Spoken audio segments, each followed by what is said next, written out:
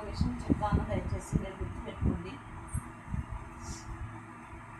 నమ్మించిన వారే మనిషిని బాధ పెడితే ఎదురుకట్లో ఉండి ఒక మాట అన్నా అనిపిస్తున్నా కానీ బాగుంటుంది.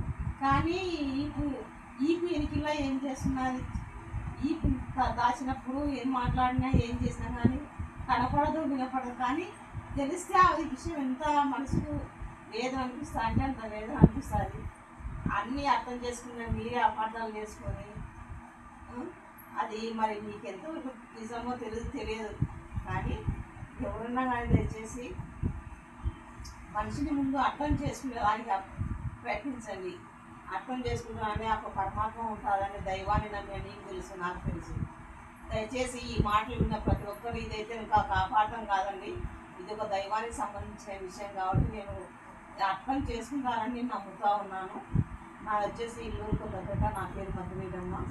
దయచేసి ఈ విషయం ఖచ్చితంగా మీరు అపార్థం చేసుకున్న మీరు, కానీ దేనికోసం మమ్మల్ని దూరం పెడుతున్నారో అది మీకు తెలియాలని మాకు తెలియాలి. కానీ ఈ ఇంతటితో సెలవు.